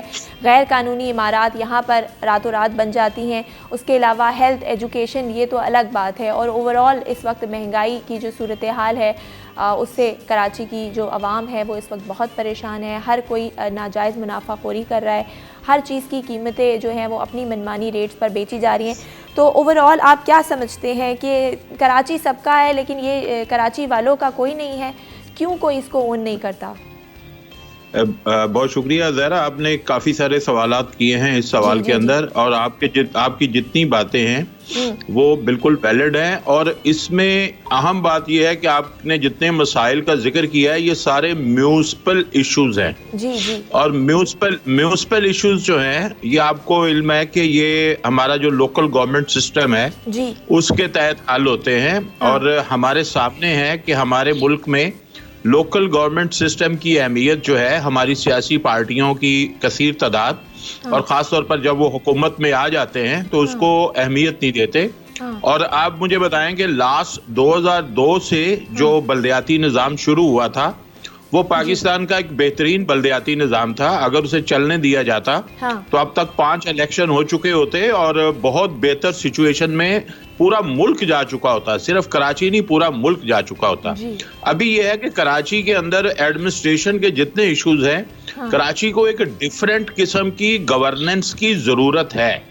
जो जिस तरह कराची को चलाने की कोशिश की जा रही है, वो खास सूबा चलाए या वफाक चलाए, ये दोनों निजाम, दोनों सिस्टम जो हैं, दोनों तरीकाकार जो हैं, ये नाकाम हो चुके हैं। और कामयाब कौन सा हुआ था? जो 2002 से 2006 का था, जो 2006 से फिर शुरू हुआ। और 2008 में जब हुकूमतें बनी, नई हुकूमतें बनी, तो उन्होंने इसको गैर मुअस्सर कर दिया। गोया जो चीजें जितनी हैं, मेरा ख्याल है कि बिल्डिंग्स का मसला हो या पानी का मसला हो, सफाई का मसला हो, तालीम और सेहत भी, KMC के अंडर बहुत से इदारे आते हैं। तो जब तक कराची को एक अच्छा बल्दियाती निज़ाम नहीं दिया जाएगा, कराची को आप समझ लें कि उस तरह जो तरक्की करनी चाहिए, जो लोगों को ओन करने की बात करती हैं आप, वो भी हर सूरत हाल में हम बाहर निकल सकते हैं, बुरी से बुरी सूरत हाल से बाहर निकल सकते हैं अगर कराची का 2002 का बल्दियाती निज़ाम जो है उसे बहाल कर दिया जाए। तो जब तक रियलाइज नहीं करेगी फेडरल गवर्नमेंट हो या सूबाई हुकूमत, चूंकि ये सूबाई हुकूमत की जिम्मेदारी है, तो लिहाजा वो उसको नहीं करना चाहते, उसका उनको एक खौफ भी है। और वो खौफ क्या है कि अवाम के हाथ में इसके फैसले चले जाएंगे, नई क़यादत जो है वो उभर के सामने आ जाएगी। और अभी तक की हमारे सामने 50 साल की हिस्ट्री है कि कराची से कभी कोई वजीर आला नहीं लिया गया, जबकि सूबा सिंध की जो आमदनी है वो 95% से ज्यादा कराची की है। तो आप मुझे बताएं कि जब इस तरह गवर्नेंस जो है ना नाइंसाफी पर मबनी है, तो किस तरह कराची के जो है वो हकूक जो है उसे मिल सकते हैं। सही। और मुबशिर साहब, आपने बात की बल्दियाती निज़ाम की, बल्दियाती सिस्टम की, कि 2002 में जो बल्दियाती सिस्टम था वो बेस्ट था। उसके बाद हमने देखा कि चेंज हुआ, फिर टाउन सिस्टम आ गया, अब जो local government Sindh local government act आया है, आप क्या समझते हैं इससे कराची के शहरियों के लिए बेहतरी आएगी या फिर ये इख्तियारात का मज़ीद ख़त्म करना है, निचली सतह पर इख्तियारात नहीं दिए जाएंगे? देखें, ये निज़ाम कभी भी कामयाब नहीं होगा, क्योंकि इसके अंदर जो सिस्टम लाने की कोशिश की जा रही है वो सही तरीके से ना इख्तियारात की तकसीम है और ना ही वेल्थ की तकसीम है। दोनों चीज़ें बहुत अहम है कि इख्तियारात के साथ आप फाइनेंस भी जो है वो भी देते हैं पब्लिक को, पब्लिक के नुमाइंदों को। तब वो आप ये तो नहीं होता कि आपने एक जिम्मेदारी तो दे दी उनको, लेकिन आप फाइनेंस नहीं दे रहे तो वो काम कैसे करेंगे? अथॉरिटी नहीं है तो काम कैसे करेंगे? 2002 की मैं इसलिए वकालत कर रहा हूँ कि उसमें इख्तियारात के साथ इख्तियारात भी निचली सतह पे मुंतकिल हुए थे और फाइनेंस भी गया था लोगों के। यहाँ पे आप देखें जो प्रोजेक्ट्स आए थे वो स्पेशली जो है वो फाइनेंस मिला था, उसी के साथ ही काम हुआ था। लिहाजा अगर आप ये निज़ाम लाते हैं कि जिसमें समझ लें कि आपने ओहदे तो दे दिए लोगों को, लेकिन फाइनेंस आप जो है वो सूबाई हुकूमतों के हाथ में रखते हैं, तो फिर मेरा ख्याल है डिलीवर नहीं होगा, नाकाम हो जाएगा। बिल्कुल सही। और कराची वालों का एक और मसला है कि आप वसाइल की डिस्ट्रीब्यूशन किस तरह से करें जब आपको पता ही नहीं है कि कराची की आबादी कितनी है। जब तक वसाइल मालूम नहीं होगा कि वसाइल कितने हैं, तो मसाइल कैसे हल कर सकेंगे? अच्छा, इसमें यह है कि बड़ी सिंपल बात है कि मेरा ख्याल है कि जो इस वक्त नादरा का निज़ाम है वो डिजिटल एक बेहतरीन निज़ाम है। आपको हर लम्हा पता है कि किस डिस्ट्रिक्ट में, किस शहर में, किस टाउन में कितने लोग जो हैं वो रजिस्टर्ड हैं, जिन्होंने वहां से परमानेंट एड्रेस के साथ शनाख्ती कार्ड हासिल किया है। अभी भी आबादी के हवाले से जो आवाज़ उठी है उसमें नादरा की जो रिकॉर्ड्स हैं वो बता रहे हैं जो कराची से मुस्तकिल एड्रेस के शनाख्ती कार्ड जारी हुए हैं उनकी तादाद बताई गई आबादी से कहीं ज्यादा है। इसके लिए एक तो अब जब आप बेहतरीन बल्दियाती निज़ाम ले आते हैं ना, जो दुनिया में इसको बेहतरीन लोकल गवर्नमेंट को एक तरह से नंबर 1 सिस्टम जो है वो बनाया गया है और करार दिया जा रहा है। जब आप वो सिस्टम ले आते हैं तो आपको अपने टाउन में हर लम्हा पता होता है कि कितने लोग नए इस दुनिया में आए और कितने लोगों ने दुनिया को छोड़ दिया और इस वक्त एग्जैक्ट कितने रिहायशी हैं इस टाउन के। तो ये है बिल्कुल एक सिंपल सी साइंस जिसको जानबूझ के उलझाया जाता है कि जी आप आके घरों में जो है वो चेक करने की जरूरत ही नहीं है। आप बल्दियाती निज़ाम अच्छा लाएं, आपको ये भी पता होगा कि कितने लोग रहते हैं, कौन से वसाइल के साथ रहते हैं, कौन सी चीज की यहाँ जरूरत है, कौन सी चीज जो है वो यहाँ पे फालतू है। ये सारा सिस्टम जो है आपकी लोकल गवर्नमेंट में इसका हल मौजूद है। 80% से ज्यादा मसाइल शहरों के, गाँव के उसी से हल होंगे जब तक हमारी सियासी पार्टियां इस चीज को रियलाइज नहीं करेंगी और वो लोगों को म्यूनिसिपल मसाइल में उलझा के रखना चाहती हैं अगर, तो ये उनकी अपनी जो है ना वो प्रॉब्लम है। वो चाहते भी नहीं है कि लोग इतने ज्यादा जो है वो बेहतर अंदाज से जिंदगी गुजारे कि वो अपने दीगर राइट्स के लिए बात करें। जो दीगर राइट्स, हम अपने बेसिक इश्यूज में बिजली, पानी, गैस और इस तरह के सफाई कचरा इन इश्यूज़ में हम इतने फंस गए हैं कि बाकी राइट्स का भी हम लोगों को पता ही नहीं है। अच्छा ये भी बताइए मुबशिर साहब कि ये कराची की हमने देखा ये जो कल इमरान खान साहब कराची आए और उन्होंने जो है ग्रीन लाइन मंसूबे का इफ्तिताह किया, तो उसमें भी एक जंग जारी है, हर कोई इसका क्रेडिट खुद लेना चाहता है। हमने देखा नून लीग के जो एक दिन पहले एहसन इकबाल साहब जो है वो यहाँ पर आ गए, उन्होंने अलामती इफ्तिताह भी किया। क्या समझते हैं किसको जाएगा इसका क्रेडिट? देखिए, पाकिस्तान में कोई भी प्रोजेक्ट बनता है तो किसी के घर से पैसा नहीं आता, पाकिस्तान की आवाम के टैक्स का पैसा होता है। हाँ। ये इस चीज को कहना कि ये मेरा प्रोजेक्ट है, पाकिस्तान क्या दुनिया भर में ये सिस्टम है कि हर हुकूमत के पास आप देखें 5 साल का मैंडेट होता है। कोई कुछ प्रोजेक्ट्स होते हैं वो आप शुरू करते हैं और आगे जाकर वो कोई और गवर्नमेंट कंप्लीट करती है। इस चीज को देखना चाहिए कि मेरा ख्याल है कि इसमें क्रेडिट देना चाहिए। बेशक डिले हुआ है, दुनिया के में बहुत से प्रोजेक्ट्स डिले होते हैं कि इस प्रोजेक्ट को खत्म नहीं किया गया। सबसे पहले अहम बात ये है, पर इसको कंप्लीट किया गया है। दोनों को क्रेडिट मिल जाएगा, एक को शुरू करने का, एक को कंप्लीट करने का। सही बात है। हाँ, लेकिन जिन आप उन लोगों वो पाकिस्तान के प्रोजेक्ट्स भी देखें जो किसी एक गवर्नमेंट ने शुरू किए और अगली गवर्नमेंट ने उसको वाइंड अप कर दिया, बिल्कुल खत्म ही कर दिया।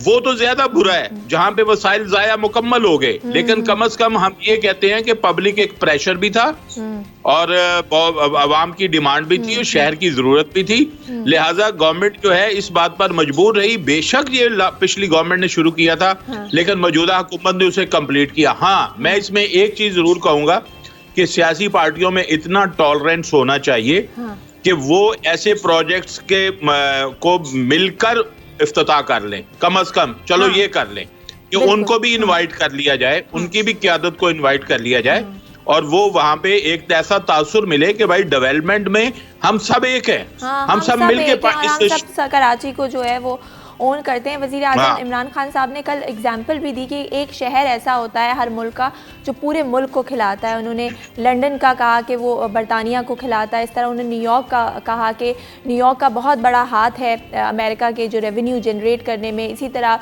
पेरिस को देख लें कि वो पूरे फ्रांस को खिलाता है। लेकिन कराची की अगर कंपैरिजन करें इन शहरों का, ऑब्वियसली वो बहुत डेवलप कंट्रीज़ हैं, लेकिन स्टिल एक शहर जो 70% रेवेन्यू जनरेट करके देता है, उसके बाद यहाँ लोगों का इतना बुरा हाल है, बुनियादी सहूलत से महरूम है। तो ये कंपैरिजन जो किया उन्होंने, कभी ऐसा होगा कि हम भी एक डेवलप सिटी कहलाएंगे कराची वाले ख़ास तौर पर? मेरा ख्याल है कि इसमें सियासी जमातों को अपना दिल बड़ा करना पड़ेगा। आप देखिए, आपने लंदन का एग्जाम्पल दिया। इस वक्त एक पाकिस्तानी फैमिली का शख्स जो है वहाँ पे मेयर है, लेकिन वहाँ पे किसी को उसके खिलाफ इस तरह बात करने की हिम्मत नहीं है कि ये बंदा जो है वो जी पाकिस्तानी जो है ना वो ओरिजिन से है। लेकिन यहाँ पे आप देखें कि हम इन चीज़ों में रंग, नस्ल, कौमियत, जुबान, अकीदे की बुनियाद पर जो हमारे तासुबात हैं वो इसमें रुकावट है। हम तासुब के साथ अगर सियासत करते हैं, अगर तासुब के साथ जो है वो डेवलपमेंट के कामों में भी जो है वो दखल अंदाजी करते हैं, तो ये इसका मतलब है कि हम अपना नुकसान खुद कर रहे हैं। अगर इस शहर के अंदर आप सही बल्दियाती निज़ाम होगा तो जो खिदमत कर रहा होगा उसको अवाम मुंतखब कर लेंगे और जो खिदमत नहीं कर सकेगा उसे अवाम रिजेक्ट कर देंगे। एक शख्स, अगर एक ऐसी फैमिली जिसका एक शख्स जो है वो पाकिस्तान से माइग्रेट करके गए और लंदन जैसे शहर के मेयर बन गए, इसका मतलब है वो एक खिदमत की बुनियाद पे बने हैं। उन्होंने वहां पे अपने आप को इम्प्रूव किया, अपना मनवाया। तो क्या अगर कराची में अगर मेयर कोई ऐसा बंदा बन जाए जो जिसका ओरिजिन पेशावर हो, लाहौर हो, हैदराबाद हो, कराची ही हो, क्वेटा हो, लेकिन वो खिदमत कर रहा हो, तो उस पे हमें तासुब का मुजाहरा नहीं करना चाहिए। सही। हमें देखना चाहिए कि सर्व कौन कर रहा है। देखें, जो बेहतरीन सियासी निजाम होता है उसका हुस्न यही है कि जो खिदमत करता है अवाम की, जो मुल्क की खिदमत करता है, उसको आगे आने का मौका मिलता है। अगर हम इसमें इंजीनियरिंग करते हैं, सियासी इंजीनियरिंग करते हैं, वो भी गलत है। अगर हम आबादी कम दिखाते हैं, ये भी सियासी इंजीनियरिंग है, ये भी गलत है। और अगर हम किसी तासुब की बुनियाद पर किसी एक मखसूस कम्युनिटी को पीछे धकेलते हैं, तो ये भी गलत है। तो अगर सिंसियरिटी की बात करें ना, तो सिंसियरिटी यही है कि भाई इस शहर को सब मिलकर जो है वो बेहतर बनाने की कोशिश करें। इस शहर की जो जरूरियात है उसको मद्देनजर रखते हुए, और जो सही गवर्नेंस सिस्टम है जिसका मैं तो उसी का ही हमायती हूँ, उसके ऊपर अगर काम किया जाए, और अवाम इसमें सबसे अहम बात यह है कि कराची के अवाम को इस अपने हकूक के लिए आवाज उठानी चाहिए, खामोश नहीं रहना चाहिए। ठीक है, बिल्कुल सही आपने कहा मुबश्शिर मीर साहब, आपका कि कराची वालों को जी बहुत शुक्रिया। मुबश्शिर हमारे साथ मौजूद थे और हम सब को जैसा कि उन्होंने कहा कि आवाज़ उठानी चाहिए, और हम सब उठाते भी हैं। बहुत सारे ऐसे इश्यूज़ हैं जिसके लिए हम सड़कों पर निकल आते हैं, एहतजाज करते हैं, और बहुत सारे ऐसे राइट्स हैं हमारे जो कि हमें पता ही नहीं है, क्योंकि हम अपनी बुनियादी जो मसाइल हैं उसमें इतने उलझ गए हैं कि हमें अंदाज़ा ही नहीं है। बिजली, पानी, गैस, इन सारी चीज़ों से, और सबसे बड़ा मसला महंगाई, हम इन सब से बाहर निकलें तो हमें मज़ीद अपने राइट्स, एक शहरी के जो राइट्स होते हैं उसको पता हो।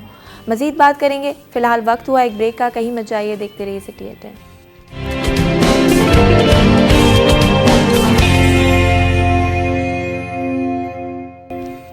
जी वेलकम बैक, आप देख रहे हैं सिटी एट 10। मैं हूं ज़हरा रज़ा, और अब हम बात करेंगे आपकी सेहत के हवाले से, आपकी हेल्थ के हवाले से। एक और इम्पॉर्टेंट इशू को हमने हाईलाइट किया। इशू तो नहीं, हम इसको एक सिम्टम कह सकते हैं। बहुत सारे लोग इसको बीमारी समझते हैं। अक्सर हम देखते हैं कि लोगों को चक्कर आने का प्रॉब्लम होता है, काम करते हुए या ऑफिस में उनको चक्कर आने लगते हैं और उनका बॉडी का बैलेंस जो है वो आउट हो जाता है, जिसको हम वर्टिगो या वर्टाइगो कहते हैं। इस बीमारी में होता ये है कि आपको चक्कर आने लगते हैं और आपको ऐसा महसूस होता है कि आपकी आँखों के गिर्द अंधेरा छा रहा है, जिसको लोग कभी कभार सीरियस नहीं लेते, लेकिन कभी कभी ये बहुत ख़तरनाक साबित होती है, क्योंकि चक्कर का जो दौरानिया है वो बढ़ जाता है।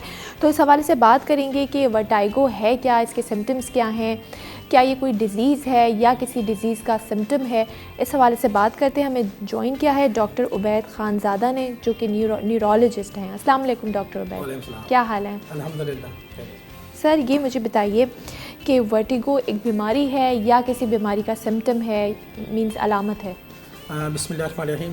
सबसे पहले हम बताया चलूँ कि ये वर्टिगो होता है, ये एक बीमारी नहीं है। हमारे यहाँ पे लोगों को बड़ा मिसकॉन्सेप्ट है कि वर्टिगो एक बीमारी है, मुझे चक्कर आ रहा है, मुझे चक्कर की बीमारी हो गई। तो ये एक सिम्टम है, एक अलामत है। किसी भी बीमारी की अलामत हो सकती है। बहुत सारी बीमारियाँ ऐसी हैं, दिमागी बीमारियाँ, सिस्टमिक बीमारियाँ, दिल की बीमारियाँ, कान की बीमारियाँ, उसके अंदर चक्कर आते हैं, मतलब वर्टिगो हो सकता है। तो वर्टिगो एक प्योर एक सिम्टम है, बीमारी नहीं है। अच्छा, अब लोगों में क्या कॉन्सेप्ट बना हुआ है कि किसी को अगर वर्टिगो होता क्या प्योर, वो मैं बताता हूँ। किसमें क्या होता है कि स्पिनिंग, मतलब यानी कि आपको चीज़ें घूम रही हैं, सर घूम रहा है, कमरा पूरा घूमता हुआ नजर आ रहा है, कमरे के अंदर चीज़ें मौजूद हैं, बेड घूमता हुआ नजर आ रहा है आपको, हर चीज़ स्पिनिंग हो रही है, चीज़ें घूम रही है। तो ये हमारे पास वर्टिगो कहलाता है। लेकिन इसके बरक दूसरी चीज़ है डिजीनेस।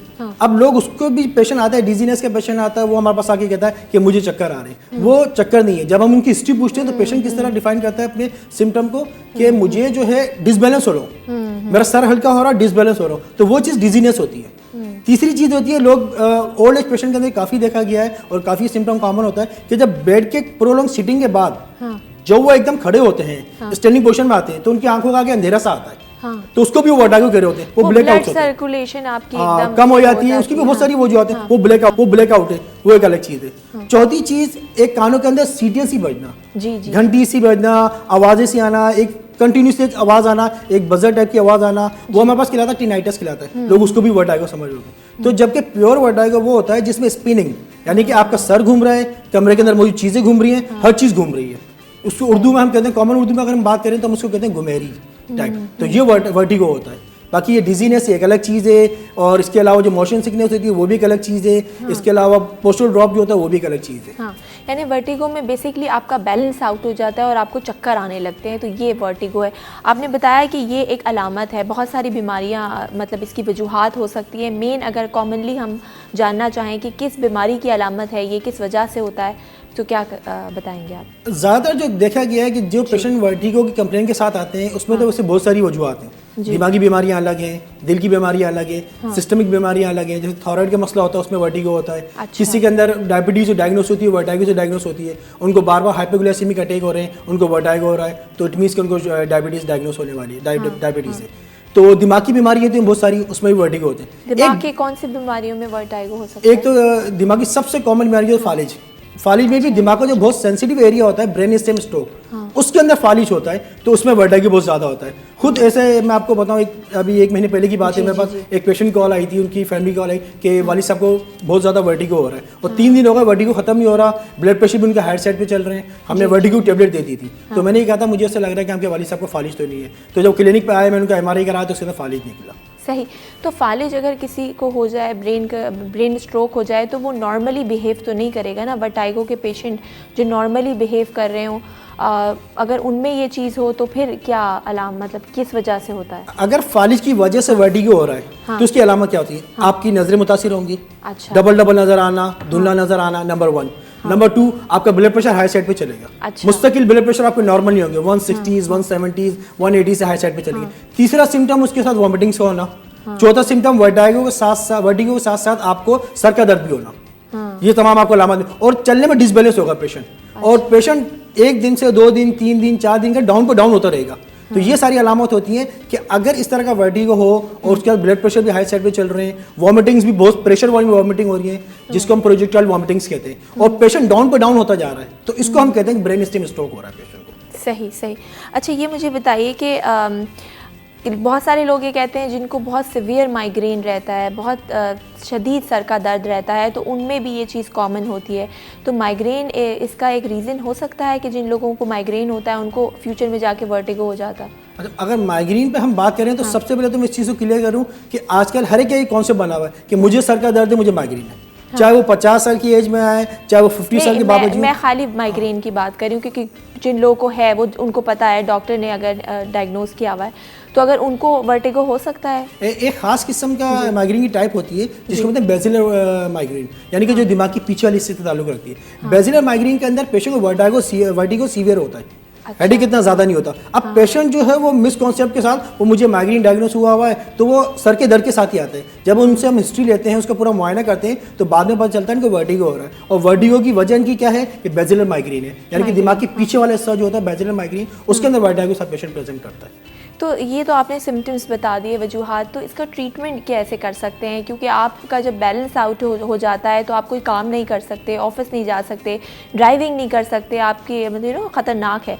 तो क्या ट्रीटमेंट है? क्या इसका कोई परमानेंट कोई सोल्यूशन है?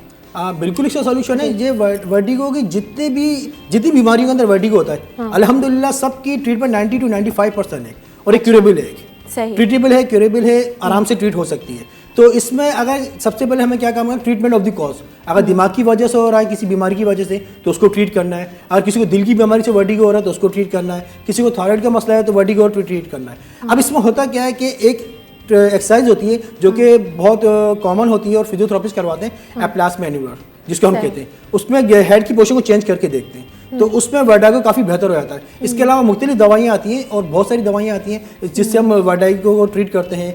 विटामिन B12 जो होते हैं उसको देने से वर्टिगो बहुत बेहतर हो जाता है। अच्छा, ये जो एक्सरसाइजेस की आपने बात की कि डिफरेंट पोजीशंस होती हैं, हेड की उसको घुमाया जाता है, तो वो क्या है? उससे क्या चीज़ होती है? क्या कोई बैलेंस जो है, कोई नर्व दब रही होती है आपकी, या कोई क्यों एक्सरसाइजेस कराई जाती हैं? देखें, जैसे हमने स्टार्टिंग में बात की मैंने कि बैलेंस और वर्टिगो, स्पिनिंग, तो अल्लाह पाक ने एक नर्व बनाई है हमारे तमाम दुनिया के इंसानों के अंदर, जिसको हम कहते हैं वेस्टिबुलर नर्व होती है। वेस्टिबुलर नर्व का काम करता है बैलेंस।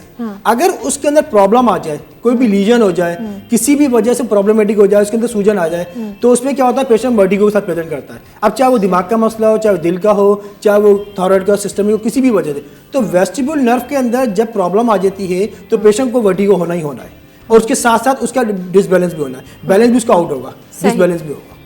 तो जो ये एप्लास मैन्यूवर होते हैं, जो ये एक्सरसाइज कराते हैं, वर्टिगो की जो एक्सरसाइज होती है, उसमें उस जो नर्व होती है, नर्व को अपनी पोजीशन में आ जाती है। जब हम हेड की पोजीशन चेंज करते हैं किसी भी पेशेंट की, तो उससे नर्व जो होती है आपकी एक पोजीशन में आ जाती है, और उसके ऊपर जो सूजन होती है वो भी कम होती है। सूजन कम करने की ऑलरेडी दवाइयाँ भी आती हैं। तो ये तो एक्सरसाइज की बात हुई। ट्रीटमेंट दवाएं क्या देते हैं आप लोग अगर कोई वर्टिगो का पेशेंट आपके पास? बहुत सारी दवाइयाँ हैं, जैसे कि जिनके केमिकल्स नेम जो है वो बीटास्टिन है और प्रोक्लोपेराजीन है। इसको देने से पेशेंट के वर्टिगो काफ़ी बेहतर हो जाते हैं। लेकिन अमूमन ये देखा गया है कि विटामिन B12 विटामिन B12 के देने से चाहे वो किसी भी किस्म का वर्टिगो पेशेंट को काफ़ी रिलीफ मिलता है, चाहे वो इंजेक्टेबल फॉर्म में हो चाहे वो टेबलेट फॉर्म में हो। और इसके अलावा जो सबसे अच्छी जो ट्रीटमेंट होती है वो मैंने आपको जैसे बताया अभी थोड़ी देर पहले कि एप्लास मैन्यूवर होता है, उसके एक्सरसाइज उसके जरिए पेशेंट काफ़ी बेहतर हो जाता है।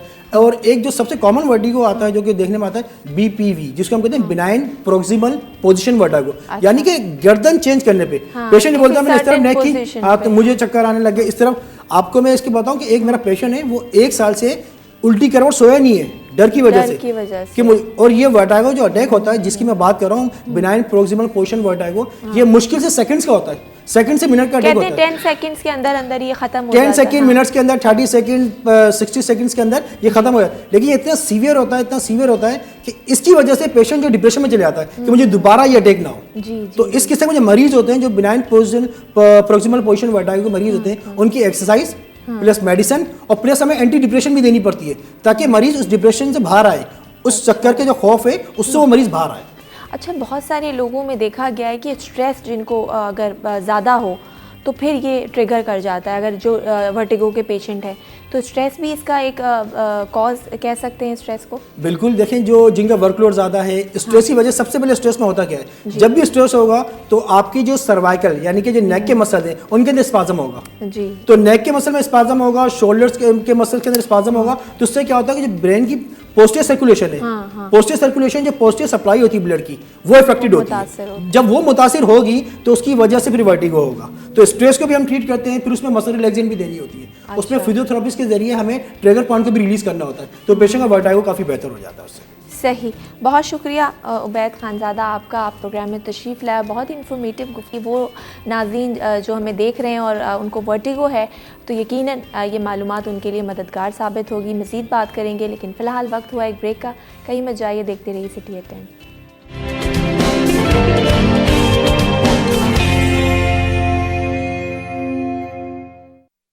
जी वेलकम बैक, आप देख रहे हैं सिटी एट 10, मैं हूं ज़हरा रज़ा और चलते हैं अपने अगले सेगमेंट कराची टैलेंट की जानिब। और आज हम आपको मिलवाएंगे कराची के एक बहुत ही बासलाहियत नौजवान से जिनका नाम है हैदर अली। और हैदर अली एक पेंटर हैं। आपको बताएं कि ट्रक आर्ट के तौर पर हैदर अली का नाम जो है दुनिया के सामने आया और हैदर अली मखसूस ट्रक आर्ट जो है वो बनाते हैं और इन्होंने ना सिर्फ पाकिस्तान में बल्कि इंटरनेशनली जाकर भी अपना ये जो आर्ट है वो मनवाया। और हैदर अली ने पहली बार 2002 में बैनुल अक़वामी तवज्जो हासिल की। वाशिंगटन DC में उन्होंने अपना पहला जो ट्रक का काम था वो किया। बहुत ही खूबसूरत अंदाज़ में ये आर्ट जो है बनाते हैं। और जब इनकी उम्र 16 साल थी तो पहला जो ट्रक आर्ट था वो उन्होंने पेंट किया मास्टर की निगरानी में। और बचपन से ही जो है ये इसकी तरबियत ले रहे थे। इनके वालिद साहब भी इसी काम में थे और उन्होंने ही हैदर अली की जो है वो तरबियत की। तो इनसे जानते हैं और बातचीत शुरू करते हैं। हैदर अली हमारे साथ मौजूद हैं। अस्सलाम वालेकुम हैदर, कैसे हैं? वालेकुम अस्सलाम, अल्लाह का शुक्र है। बहुत मैं फुटेजेस देख रही थी, बहुत खूबसूरत आर्ट है और जिस नफासत से बनाया गया है। तो कहाँ से स्टार्ट हुआ, बचपन से ही था, वालिद साहब भी इस काम में? जी हाँ, मेरी पूरी फैमिली इस काम में इन्वॉल्व थी और वालिद साहब भी इस काम में, उनसे बचपन से ही घर का ही काम था। तो उसमें बचपन से ही इस काम से जुड़े हुए थे जी। तो और भी दीगर उस्तादों से मैंने काम सीखा। और बस गार्डन मार्केट, गार्डन एक इलाका है कराची का, उसके अंदर मैंने ये काम सीखा। तो उसके अलावा फिर ये है कि दीगर उस्तादों से भी काम सीखा और इंटरनेशनली स्मिथसोनियन वाशिंगटन DC ने मदऊ किया मुझे। और ये एजाज़ हासिल हुआ कि मैंने अपने मुल्क का नाम वहाँ पे भी रोशन किया। और ट्रक यहाँ से पाकिस्तानी ट्रक लेके हम स्मिथसोनियन गए। तो स्मिथसोनियन गए तो वहाँ पे पूरा स्मिथसोनियन एक बड़ा म्यूज़ियम है दुनिया का। तो वहाँ से फिर मैं इंटरनेशनली सफ़र का आगाज़ हुआ। उसके अलावा फिर दीगर ममालिक में भी जाने का इत्तफ़ाक़ हुआ। वहाँ पे भी इस काम को, पाकिस्तान के रंगों को, कराची के रंगों को पूरी दुनिया में दिखाने का मौका मिला। अच्छा हैदर, ये बताइए कि सिर्फ ट्रक ही पेंट करते हैं या और बाकी चीज़ें भी जो है वो पेंट करते हैं आप? जी हाँ, काफ़ी चीज़ें मैंने पेंट की हैं। ट्रक आर्ट ये होता है कि जब गोरा फॉरेनर लोग यहाँ पे आए तो उन्होंने ट्रक पे पेंटिंग देखी तो ट्रक आर्ट कहा उसको। और उसको जो करने वाला था उसको उन्होंने नाम दिया ट्रक आर्टिस्ट का। तो ट्रक आर्टिस्ट ही मशहूर हो गया। हाँ, क्योंकि ज़ाहिर है पेंट तो एक सिंपल पेंट होता है ना, उसमें जो सारी चीज़ें बनानी वो तो एक आर्टिस्ट ही कर सकता है। जी हाँ, जी हाँ। तो इसी तरह फिर जब फॉरेनर्स वगैरह ने देखा तो ट्रक आर्ट उसको नाम दिया। उर्दू में वैसे इसे फूल पत्ती कहते हैं, फूल पत्ती मेरी गाड़ी पे फूल पत्ती करनी है। अच्छा। तो कोई चीज़ नहीं छोड़ी है अभी तक जो हमने इस काम में तब्दील ना कर दी हो। हर चीज़ पे इसको हमने लेकर आ गए अपने रंगों को। हाँ, यानी ट्रक पे, गाड़ियों पे, मुख्तलिफ जी हाँ, बेंचों मुख्तलिफ पे, चीज़ों पे, मुख्तलिफ चीज़ों पे आप जी ये हाँ, आर्ट कर रहे जी हैं। हाँ। और आप बचपन से ही इस काम में, इसका शौक था, पैशन था इसका? जी हाँ, उसी शौक को के बगैर, pursue किया? जी हाँ, ये शौक के बगैर तो नहीं सीखा जाता। हमारा मसला ये था कि घर के अंदर ही सारा काम था। तो भाई वगैरह वाले साहब भी यही काम, तो समझ लें कि हमारे घर के अंदर से ही ये निकला है और स्टार्ट किया है मैंने जी। तो उसी को कंटिन्यू कर रखा मैंने। और शौक ये था कि मैं मुख्तलिफ आर्ट दुनिया में देखता। जब मैं बड़ा हुआ तो जब मैं तालीम से थोड़ा सा तालीम छोड़ी मैंने, तो शौक तो इस काम का था। तो इसी काम को मैंने कंटिन्यू किया और शौक है तो इसको फिर दुनिया में मैंने इसको देखा। तो ये जो काम है इसके बारे में बताएं, क्योंकि बड़ा ही बारीकी से इसको पेंट किया जाता है, किस तरह से करते हैं? और डिफरेंट ब्रशेस का इस्तेमाल किया जाता है, डिफरेंट पेंट्स का इस्तेमाल किया जाता है, डिफरेंट कलर्स का इस्तेमाल किया जाता है। जी, ये असल में पूरे पाकिस्तान में जब कहीं नहीं इसको सिखाया जाता और कहीं नहीं इसको मुख्तलिफ कॉलेजेस यूनिवर्सिटीज़ वगैरह में कहीं नहीं बताया जाता। तो इसकी अपनी टेक्निक होती है, अपने ब्रश होते हैं, अपने कलर होते हैं इसके। अच्छा, वो कलर आमतौर पर स्कूलों में या कॉलेजेस में, आर्ट स्कूल और कॉलेज में यूज़ नहीं होते। तो इनकी पूरी इस्तेमाल, कलर का इस्तेमाल, ब्रश का इस्तेमाल, ये एक बचपन से ही इसकी ट्रेनिंग की जाती है। तो उसमें बारीक से बारीक काम भी होता है और ये सारा एक होता है कि क्लाइंट की मर्ज़ी पे होता है ज़्यादातर कि क्लाइंट को क्या चाहिए। तो उसके हिसाब से फिर ये अगर उसको बारीक काम चाहिए तो उसको बारीक करके देते हैं काम, अगर उसको नहीं थोड़ा सा। अच्छा हैदर, आपने कहा ये बड़ा ही डिफरेंट काम है और ये जो आर्ट स्कूल्स हैं उसमें भी सिखाया नहीं जाता, तो आप इसको सिखा रहे हैं दूसरे लोगों को या नहीं? अपना काम बस अपने तक रखा हुआ है, किसी को ये आर्ट जो है टैलेंट मैं ना दूं, ऐसी बात तो नहीं है? नहीं, ऐसी बात नहीं है। मेरे पूरे पाकिस्तान में मेरे स्टूडेंट हैं और पूरी दुनिया में भी मेरे स्टूडेंट हैं। अच्छा, पूरी दुनिया में भी मेरे स्टूडेंट हैं। और मैं अपने बच्चों को भी हफ्तावार और मंथली इनको मैं ट्रेनिंग करता रहता हूँ घर पे। तो इसी तरह करते करते ही ये एक बचपन में सुनते थे कि अगर उस्ताद दरख्त पे चढ़ना सिखा दे, बिल्ली अगर दरख्त पे चढ़ना सिखा दे तो शेर को दरख्त पे चढ़ना नहीं सिखाया, बाकी सब कुछ सिखा दिया। तो ये चीज़ एक मुझे गलत महसूस हुई कि ये ऐसा नहीं करना चाहिए, क्योंकि रोज़ी का सबब तो अल्लाह ताला करता है। हाँ, कोई भी आप इल्म है, कोई फ़न है, अगर आप आगे बांट रहे हैं तो वो बढ़ता है, वो कम नहीं। जी हाँ, तो इसी को मद्देनज़र रखते हुए मैंने फिर कहा कि नहीं, ये मिसाल गलत है। क्योंकि दरख्त तो बहुत सारे हैं। अगर बिल्ली इस दरख्त पे चढ़ना सिखा दे तो दूसरे दरख्त पे चढ़ना भी एक टेक्निक है। तो इसी तरह मैंने अपने शागिर्दों को भी सिखाया। सही, ये बड़ा अच्छा है कि आपके स्टूडेंट्स, आप सिर्फ पाकिस्तान में बल्कि दुनिया भर में आपके स्टूडेंट्स मौजूद हैं। अच्छा, जब इंटरनेशनल लेवल पे आपको बुलाया गया, इंटरनेशनल तौर पे आपकी पजीराई हुई, तो क्या यहाँ पाकिस्तान में लोगों का क्या रवैया था, एप्रिसिएशन मिली और ख़ुद क्या फीलिंग थी, जो चाहते थे वो अचीव किया ज़िंदगी में? जिसके लिए काफ़ी कोशिश करनी पड़ी, मेहनत करनी पड़ी। और ये था कि इसकी यहाँ पे किसी को मालूमात इतनी नहीं थी, क्योंकि ये आर्ट ना सिखाया जाता था। तो इसके लिए काफ़ी जद्दोजहद करनी पड़ी कि हमारे लोगों को खुसूसन पता चले कि ये भी एक आर्ट है। क्योंकि आप देखें पाकिस्तान में मुख्तलिफ आर्ट की किस्में हैं, लेकिन इसकी तरफ तवज्जो नहीं थी लोगों की। तो इंटरनेशनली मुझे इसकी प्रमोशन हुई, तो मैंने यहाँ पे भी लोगों को काफ़ी बताया कि ये भी हमारा एक आर्ट है। क्योंकि इतने आर्ट के होते हुए जितना हमारे मुल्क का नाम इस आर्ट के साथ जुड़ा हुआ है, उतना और किसी आर्ट के साथ नहीं जुड़ा हुआ। ये हमारे लोगों के रंग हैं, हमारे कश्मीर से लेके कराची तक ये हमारे लोगों के रंग इसमें मिक्स होते हैं। ये कोई मखसूस किसी इलाकाई या सूबाई कलर नहीं है ये। अच्छा हैदर, अब जो लोग आपके पास आते हैं तो वो क्या उनकी रिक्वायरमेंट होती है, क्या कहते हैं, किस तरह की डिमांड्स होती हैं ज़्यादातर कि हमें इस तरह का आर्ट चाहिए? देखिए, ट्रक आर्ट की अपनी मुनफरिद पहचान है जी। और इसके लिए नाम ही काफ़ी है कि अगर किसी को ट्रक आर्ट चाहिए होता है तो वो सीधा कहता है कि मुझे ट्रक आर्ट करवाना है और इस तरह चाहिए। और आपकी मर्जी पे छोड़ देते हैं? जी हाँ, ज़्यादातर डिज़ाइन हमारी मर्जी पे होते हैं, क्योंकि आम पब्लिक को नहीं पता होता ट्रक आर्ट के बारे में। ये ज़्यादातर ट्रक वाले जानते हैं और हम लोग जानते हैं। तो हम फिर हमारी कोशिश ये होती है कि अच्छे से अच्छा काम किया जाए ताकि और चीज़ों पे भी लोग अपना इसको अप्लाई करें और हमें भी हमारे भी रोज़गार में इजाफा हो। सही। अच्छा हैदर, वो लोग जो कि इसमें इस काम में इंटरेस्टेड हैं और उनको नहीं पता कहाँ जाके सीखें, तो वो आपसे कैसे कांटेक्ट कर सकते हैं? आपका कोई ट्रेनिंग जो स्कूल है उसका बता दें जो नाज़रीन देख रहे हैं ताकि सोशल मीडिया पे world famous truck artist Haider Ali लिख के अगर सर्च करेंगे तो उनको आसानी हो जाएगी। तमाम वहाँ पे लिंक्स मौजूद हैं, यूट्यूब पे भी, इंस्टाग्राम पे भी और फेसबुक वगैरह पे भी और गूगल पे भी अगर आप लिखें तो उनको मालूमात मिल जाएंगी वहाँ से। सही। और क्या मैसेज देना चाहेंगे हमारी जो आर्टिस्ट लोग हैं जो इस तरह का काम पेंटिंग में बहुत ज़्यादा इन्वॉल्व रहते हैं, उन लोगों को क्या मैसेज देना चाहेंगे? देखिए आर्टिस्ट लोगों के लिए तो मैसेज बहुत सारे पहले भी पुराने लोगों ने, हमारे पुराने आर्टिस्टों ने, बड़े आर्टिस्टों ने दिए हैं, उनकी पेंटिंग में भी मैसेज नज़र आते हैं। हाँ, ये है कि मैसेज हम आम तौर पे लोगों को देना चाहते हैं कि जैसे हमारे ट्रकों पे मैसेज लिखे होते हैं मुख्तलिफ अशार की शक्ल में कि मेहनत कर, हसद ना कर, देख कर दुआ कर, देख मगर प्यार से।